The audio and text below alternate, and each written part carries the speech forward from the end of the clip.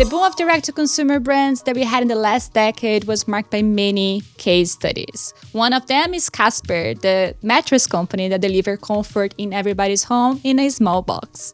These direct-to-consumer businesses weren't so sustainable, and in many cases, we had to see businesses not doing so well. That was the case of Casper, who went public and then went back private, and now they have a new CEO that joined in January, Joe Megibow. Joe Megibow, he's here sitting with me in Chicago before Shop Talk Fall to share all the strategies he has for turning around the business. Here's Paula Macaggi, and this is episode 41 of my show. Welcome to OFFBounds. I'm very happy to have you here in Chicago. We're here for Shop Talk Fall, which is very exciting, and welcome to the show. Thank you. First Shop Talk in Chicago. Wonderful, right? Like we were just talking about how much we love the city or not. There's a lot to love about Chicago. It's just not the winter. The winters are very cold. I lived here for a couple of years. I live in California now. The weather's better in California. Yeah, exactly. But Chicago is beautiful. Chicago's a wonderful town. Wonderful city. So you are in the sleep business, which I love how it sounds. What made you take the challenge on Casper, knowing that it was one of the names for us to mention in the D2C boom that we had the last decade, which proved to be an unsustainable model, right? Like because of the high acquisition costs, customer acquisition costs, and etc. And now you took the helm to do the turnaround of the company. What made you say yes to this opportunity? Sure. There's a lot to unpack in that declaration of yours there on sustainable or not sustainable businesses and so forth. Mostly I got into Casper not because it's a DTC business, but because it's a consumer brand with a product that matters. For those who know my history, which I wouldn't expect anyone to know, I spent a number of years at a different mattress company, Purple Mattress, which would be a direct competitor. Direct competitor to Casper, of course. I've spent many, many years in retail and e-commerce. I love consumer-facing businesses. I love product companies, but I also like product that matters, product that there's a legitimate mission, a reason for its existence, something you can articulate to consumers and something that has benefit to consumers. When I was at Purple, I fell in love with that around the mattress space. I mean, sleep matters a lot. It matters a lot to human health. It matters a lot to longevity of life. For someone that suffers with jet lag very often, I can say that it matters a lot. Yes, jet lag and quality sleep are not necessarily good bedfellows. But I really fell in love with the category. What DTC did in this category is allow acceleration of brands. So whether Purple or Casper, in a matter of a couple of years, Casper was able to build a true brand in a category that frankly doesn't have a lot of real, relationships with customers, real coveted heritage brands. There are brands. You can name many. I think I won't name names. But actually, it's part of the point. I mean, if we were saying appliances or vacuum cleaners, I mean, if you ask people to name 4 vacuum cleaner brands, I think people might come up with Dyson and then start scratching their heads. It's a little bit like a commodity. It's a commodity. It's a grudge purchase. The selling process on a mattress, it's generally commissioned sales reps in stores that you have a sea of mattresses on the floor. It's weird, it's awkward, it's expensive, it's high pressure sales. And if you look at the data in terms of consumer satisfaction around retail experiences at the category level, it's right there with used car sales. I mean, it's not a great experience. And that's called a grudge purchase. It's a purchase you do when you have to, not a purchase that is aspirational. I'll tell you a secret. I've never bought any mattress in my life. You've avoided the whole thing. I've avoided the whole thing so far, but I'm moving out. I'm moving houses in 3 months and I'll need to buy one. Which is, believe it or not, one of the big triggers for buying a mattress is these life events. It's moving, remodel, upgrade, relationship change, children change, drives about half of mattress purchases. So that's also one of the things that you might enjoy the most in this category. It's like you are in the life changes of people, right? Like you're part of that. That is a trigger, and it's that is both a marketing opportunity, how to identify those consumer segments, but it's part of people's life changes is we need a new mattress, and moving that old mattress is expensive and difficult. So you fell in love with this category of commerce. I did. And now you're back to it as the CEO of Casper. And while we are a direct-to-consumer company, DTC comes in 3 channels. E-commerce, we have a customer service sales team where you can talk to very knowledgeable sleep associates, sleep specialists over the phone or chat. And then we have our own retail stores. So even our DTC business is very omnichannel, but then we have wholesale partnerships. So we sell a lot of units, both through mass channel, which is your Costco, Amazon, Target, and so forth, as well as traditional specialty retail, which is furniture stores and specialty mattress stores.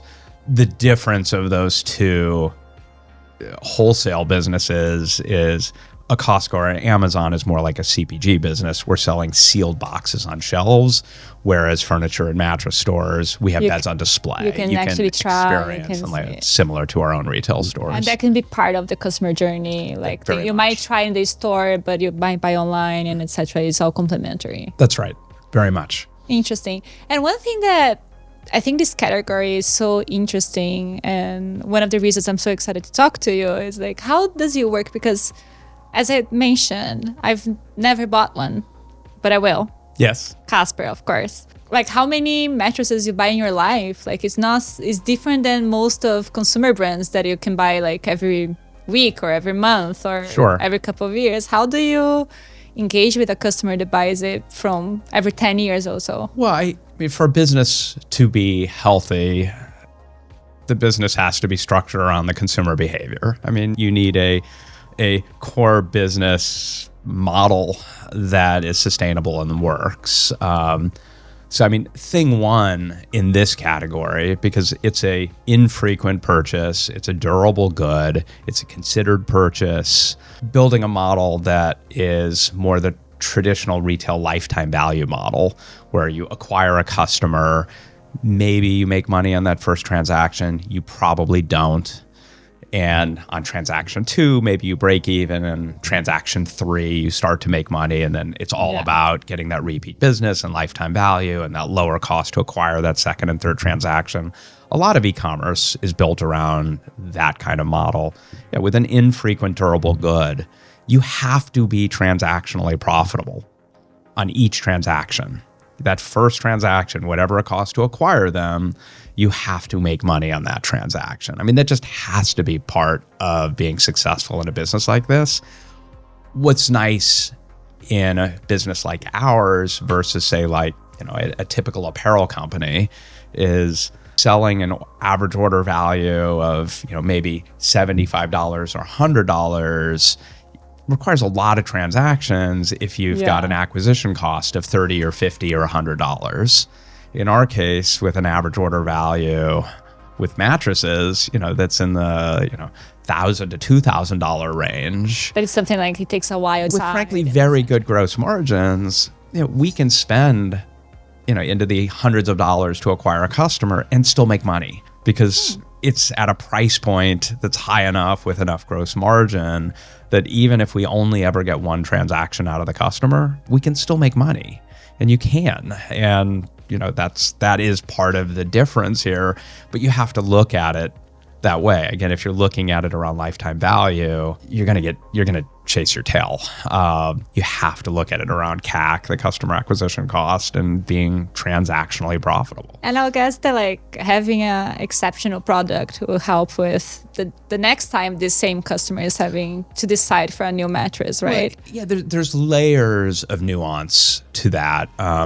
What's become very commonplace in the category among the DTC players, often referred to as bed in a box, whether it comes in a box or not, these money-back guarantees, whether it's 100 days or some have 365 days, whatever it is, the idea is no risk. buying a mattress is this big giant thing. And if it's coming through the mail and in your home, what if I don't like it? And we make that very, very easy for the consumer.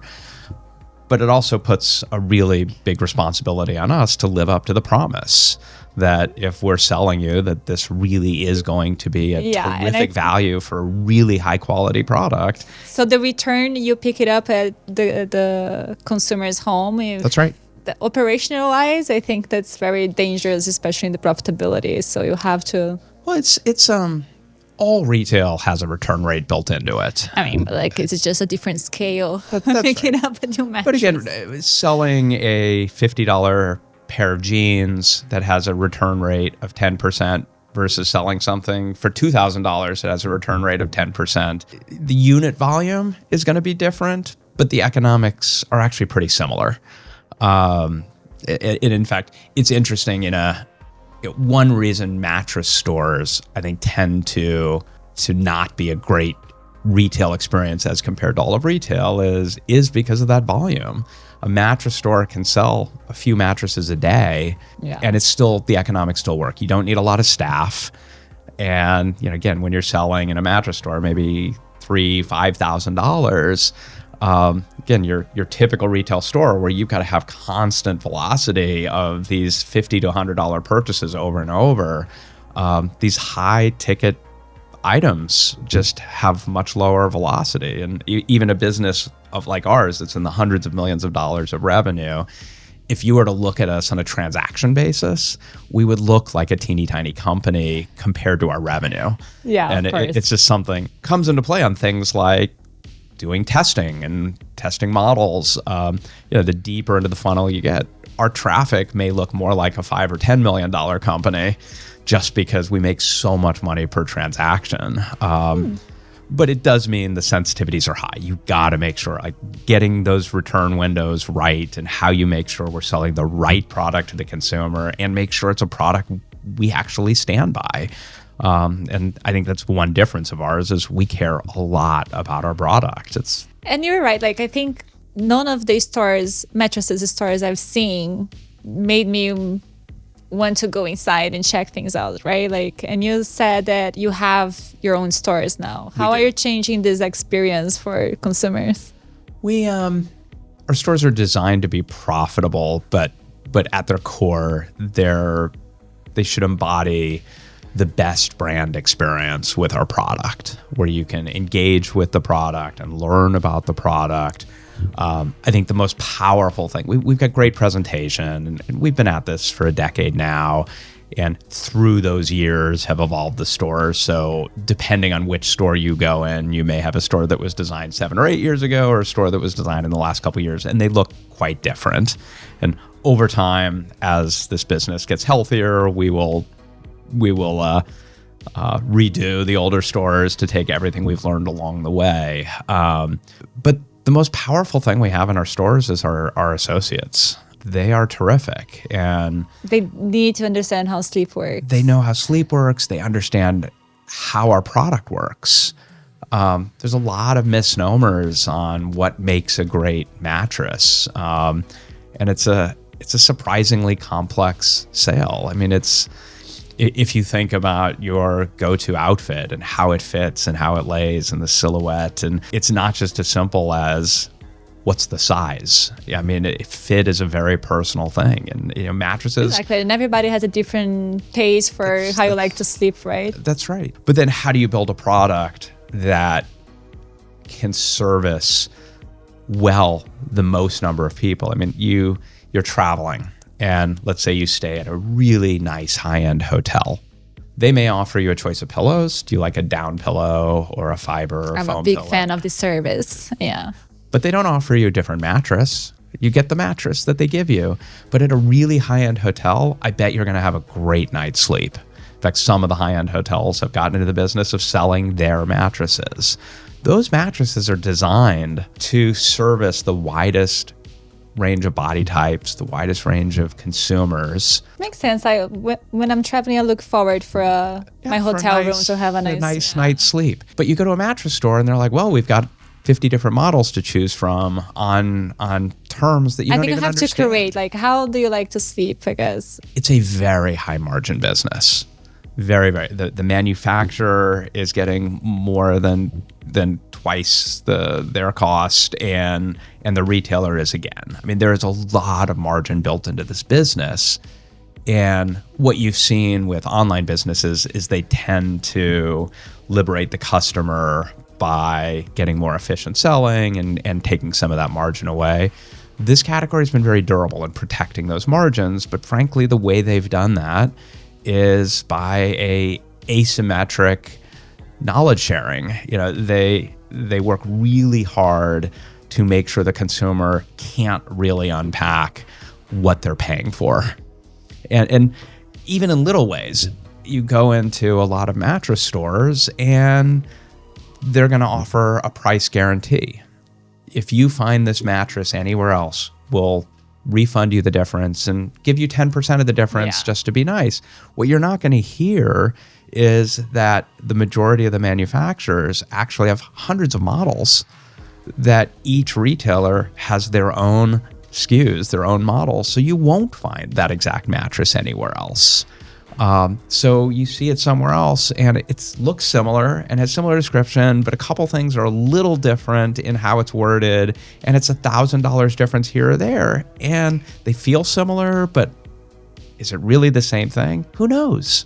Who knows? Interesting. But like for a business that has high margins, and I wouldn't call loyal customers because it's not so loyal, but what can go wrong to make a business unsustainable that needs a turnaround eventually? Sure. And believe it or not, we do have loyal customers. And I love that. It was one of the things I looked at when I joined the company. I mean, roughly 1 in 3 mattresses we sell now are to prior Casper buyers right now.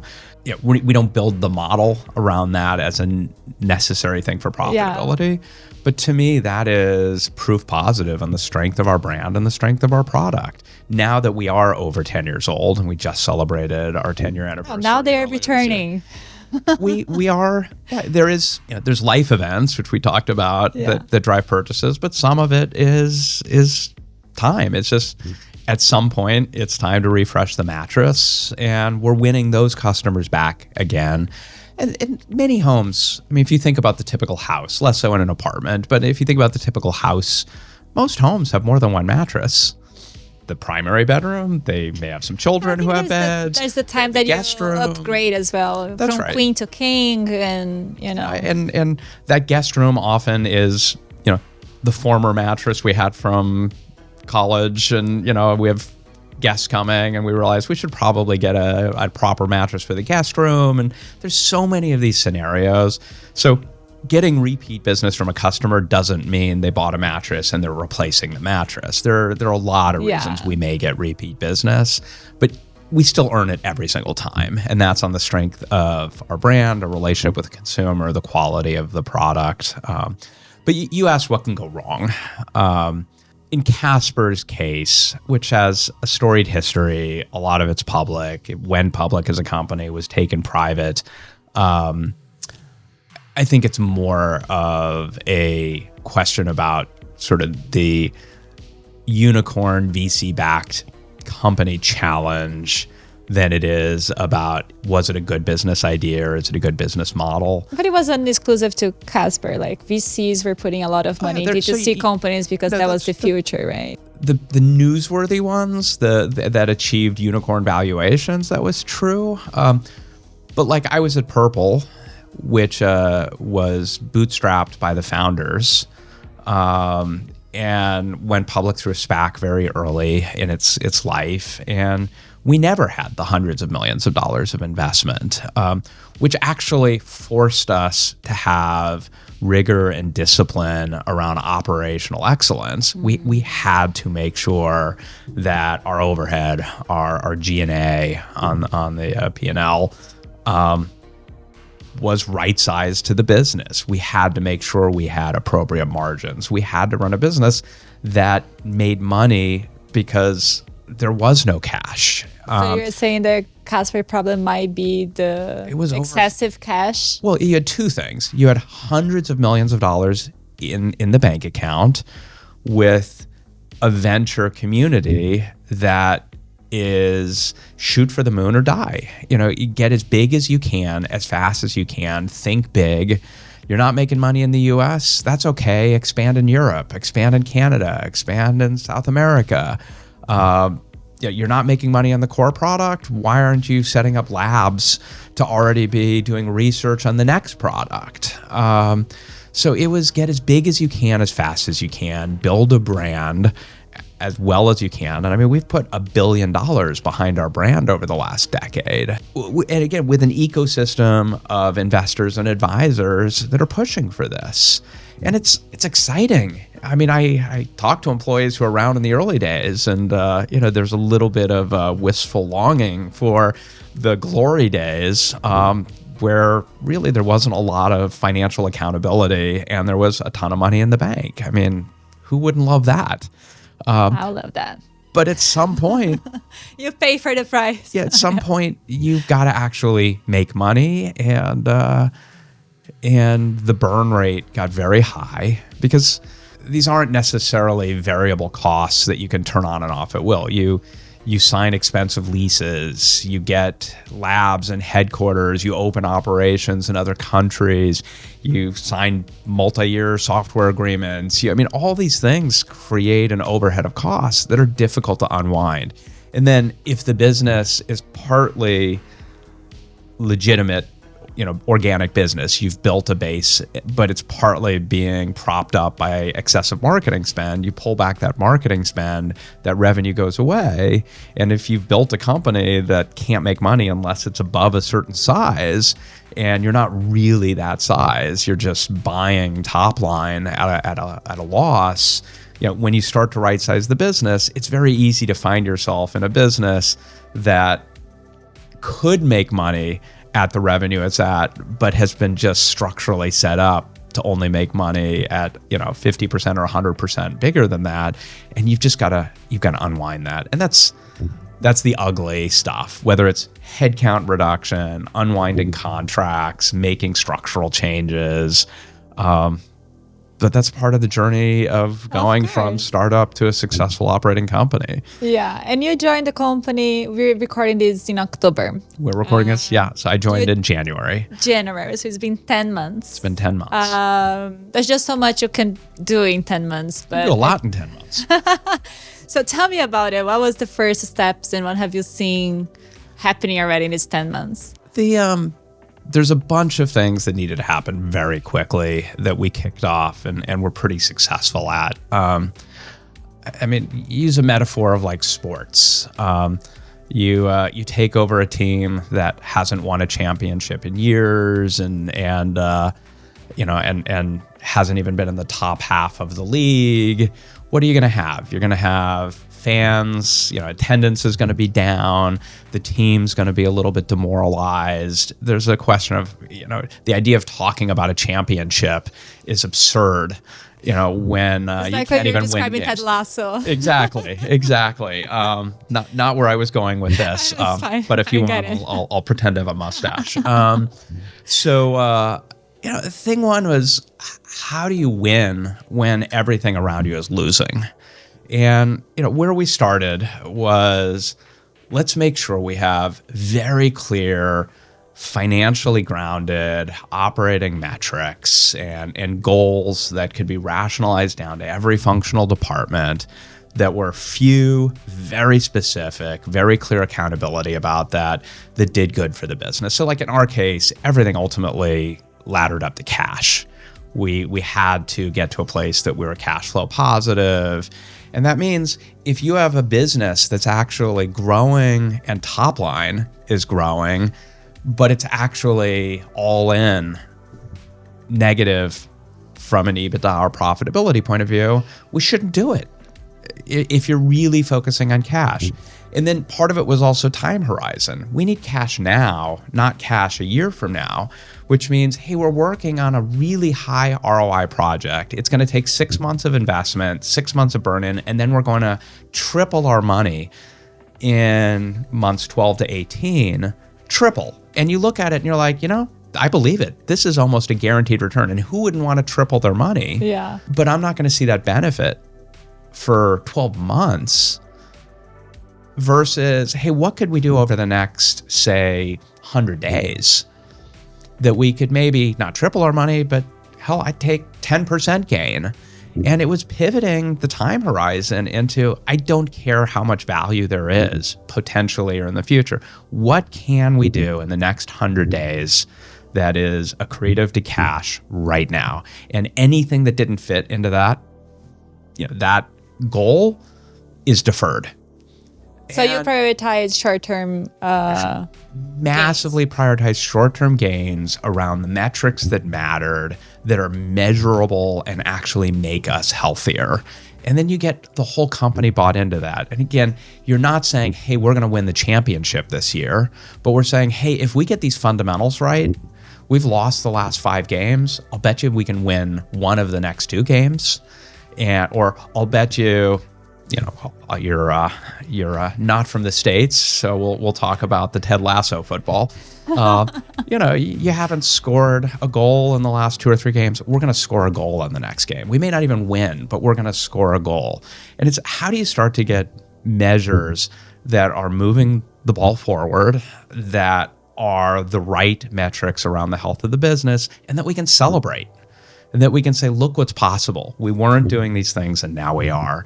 So part of it is very economic. Part of it is built up truly from cash flow and cash modeling and how do we get every part of the business contributing to the right goals that cascade on themselves. But part of it is around building momentum. It's how do we get everyone aligned and coming together and starting to believe. I mean, when I joined, I did a number of pulse surveys and things to just get a vibe from the company. And I talked to as many people as I could.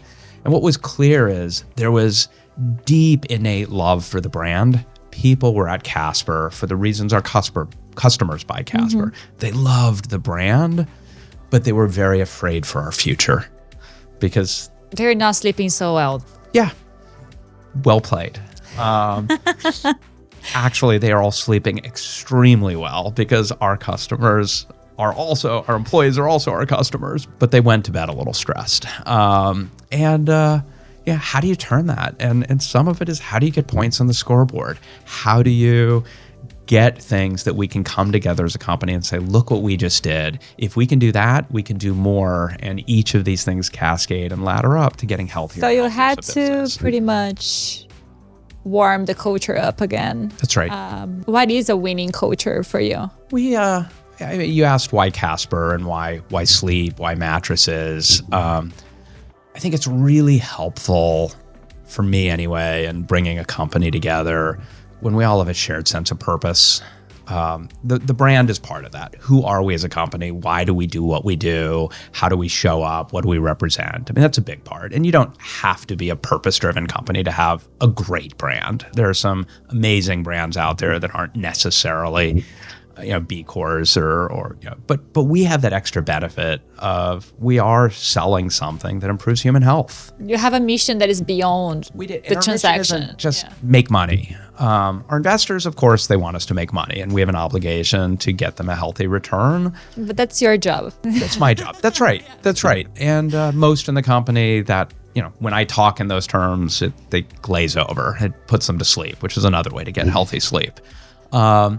But the employees are there because they love the brand and they love the product, and we want to get that into as many bedrooms as we can, creating that shared sense of purpose and a sense of accomplishment and a sense that we can achieve is where it all comes from. And when you get that and people are willing to work that extra minute, that extra hour, because they believe in what they're doing. How do you communicate these strategies? I guess, I don't know, like you coming as in the company, like, hey, I'm the new boss, like pretty much. And we're going to turn everything around. You have to be very good in expressing and make sure that every employee is aligned with the new vision. Yeah, some of it is earned. You're a very nice guy, I'm sure. A nice guy or not a nice guy, thank you, but it's still earned. there's in a company that is going through a turnaround and has also been through multiple leaders, you're going to have a natural response of, we've heard this story before. Why should we believe you?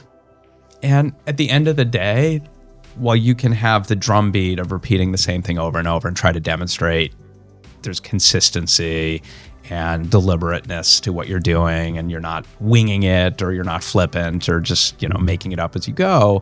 At the end of the day, it comes down to consistent, demonstrated execution. And you had the 100-day vision too, which I think people can see in the short term that things are changing. That's right. And then you have check-ins on the 100 days, and are we really going to stick to it? And what happened at the end of the 100 days? Were we, in our case, at the end of the first 100 days, some of the metric, we had two primary metrics. Can you share? I can share what they were built around. Yeah, of course. One was around cash flow, just where we were in cash flow and coming up to where we needed to be. And the other was around gross profit. So basically, everything had to ladder up on, as you take out what we made it, what it cost to make and sell it, our marketing costs, is it actually contributing cash to the business, and how do you grow that? So if you're in a store, how do you grow that? Well, I can sell more expensive items where we have a little bit better gross margin, and you therefore are putting more gross profit into the business. Or I can focus on selling more of a system. Hey, with that mattress, you probably need sheets. You probably need new pillows. We're as famous for our pillows as we are our mattress. You're probably buying new pillows. If that's true, why wouldn't you look at our pillows? Because we'll put them up against any pillow out there, and it's a better value for a better product. So how do you get that incremental? And it's just in every part of the business, how do you get metrics that you can drive to? So one was around, actually putting cash into the business, and the other was full company top to bottom cash flow.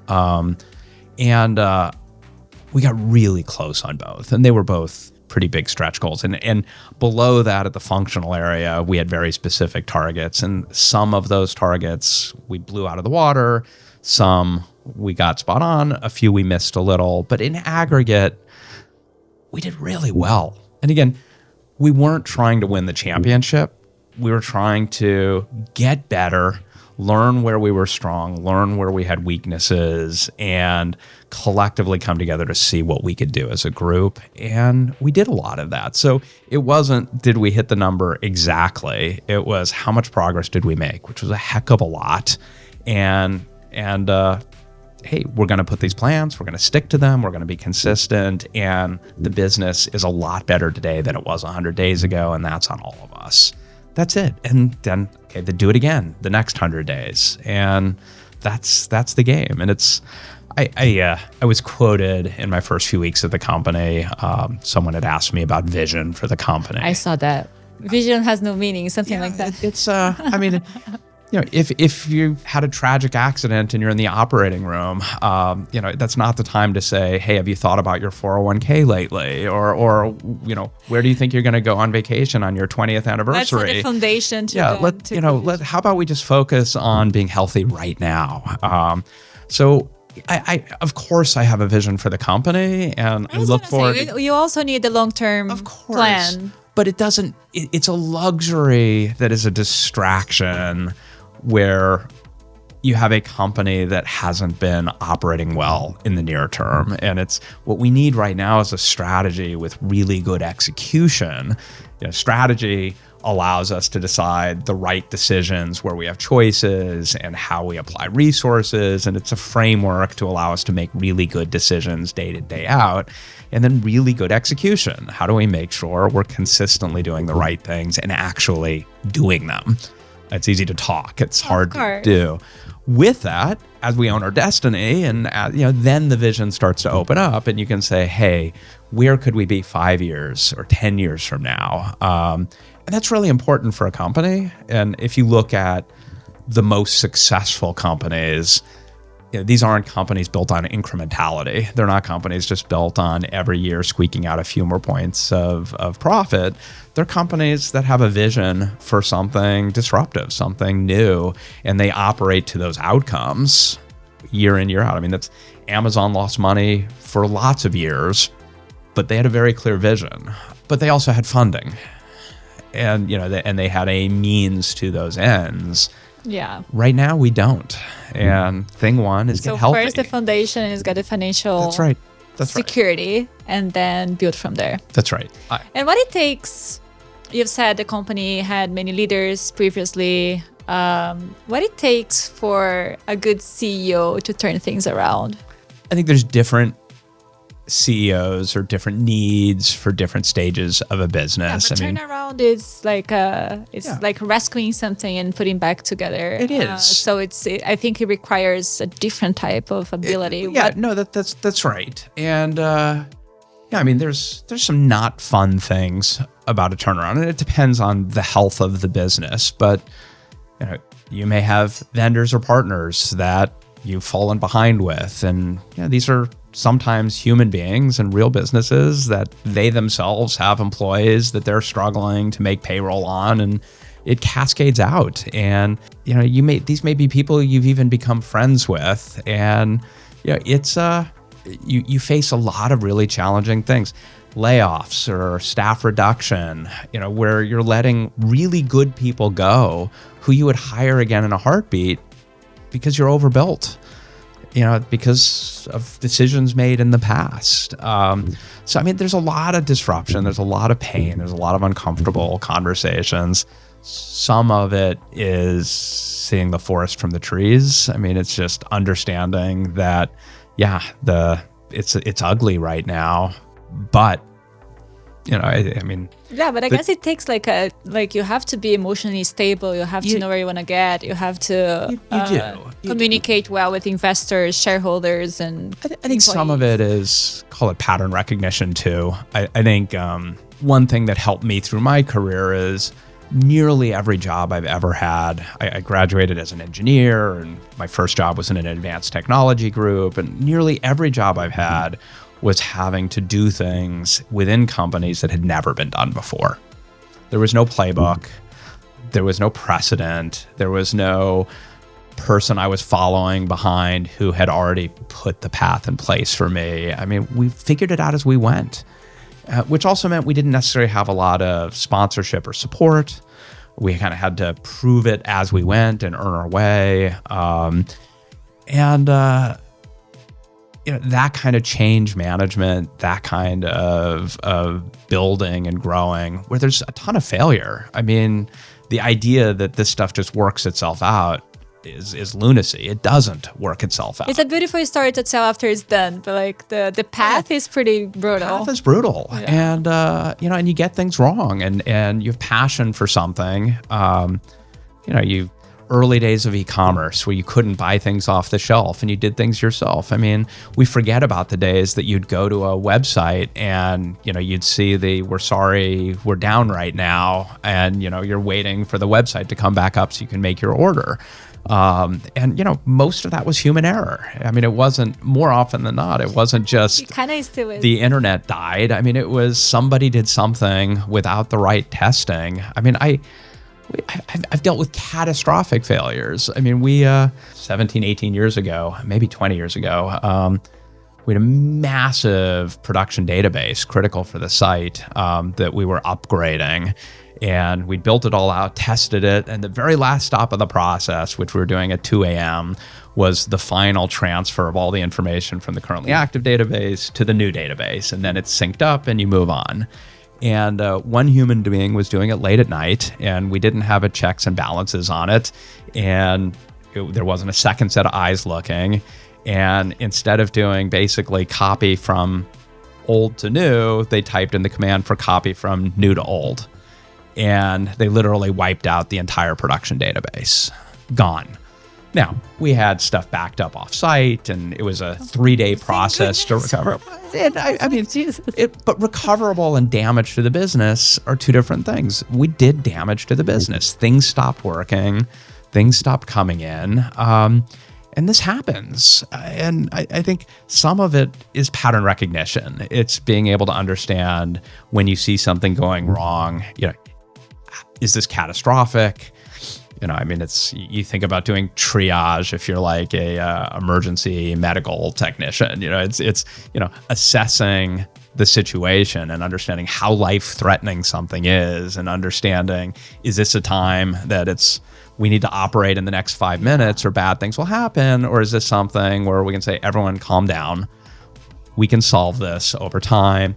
That pattern recognition and sort of knowing, is it time to panic or not? You need that, you have the experience. You've seen it all. I can't say I've seen it all, but there's always more to see. Yeah, I've seen enough, and I think again, different skills for different things, but there's a lot of business writing about sort of peacetime and wartime in businesses. I mean, turnarounds like this is wartime, and wartime's messy. You know, wartime, there are casualties. And a lot of times the questions in wartime are about we've got to get from here to there. There's enemy fire coming in. Somebody's going to get shot. How do we get from here to there and preserve as much human life as possible? That's the game, which is different than peacetime, which is we got to go from here to there. And we're not even talking about loss of life. You know, it's just, how do we do that as painlessly as possible, or, get the most benefit? Wartime's different. We got to go, and we got to go now, and we're going to make some mistakes, and some things are going to go wrong. How do we, as quickly as possible, mitigate the damage, accept that there will be damage, but when we get there, we're going to be better off? And it's a different mindset. It's a very different mindset. I am excited to see where this war is going to take you. Hopefully, we're gonna have the next conversation we're gonna have is gonna be the peace part of the business is great now.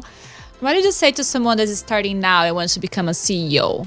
What's your life advice for them? I mean, thing one is ask yourself why you want to be a CEO. It's a hard job, and every job is hard. But the things that make the CEO job hard aren't necessarily as attractive when you get in. I mean, everyone wants to know, I get to make all the decisions. I don't have to answer to anyone.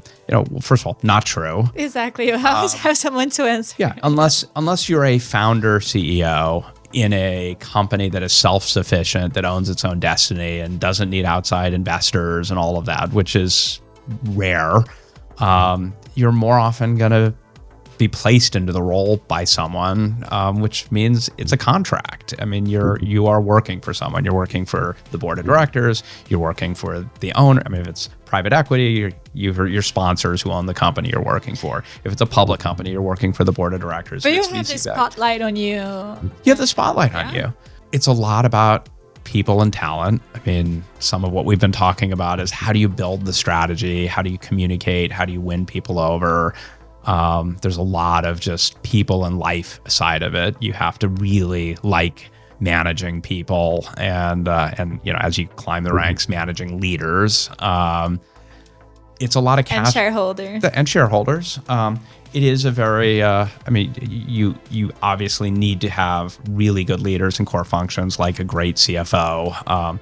But at the end of the day, a primary job of the CEO is to make sure that you are financially stable, that you've got cash in the bank, that you've got the resources, that you got a business to deliver, and that is the responsibility of the CEO. So it's a big thing about setting strategy and communicating that, and conveying it, winning people over. It's a big thing around talent. Can you hire and maintain and retain the best people and have them be the best versions of themselves? And it's a lot about cash management and financial acumen. So, I mean, thing one is, you can't possibly be good at everything. So part one advice I would give to someone who is considering that, first of all, get as much experience as you can on just leadership and management, in managing things you can't do yourself. Taking on a new department, taking on a new division, taking on something where you may not yourself have a ton of experience, because that is going to be part of the job. Learning the diplomacy of, one of the hardest things of being one below the CEO is you've got to win over your peers. I mean, there's only one person above you, and you've got a network of peers around you, and you've got to win them over, which is influence and conveying, I I've always loved the saying on diplomacy that diplomacy is the art of letting you get my way.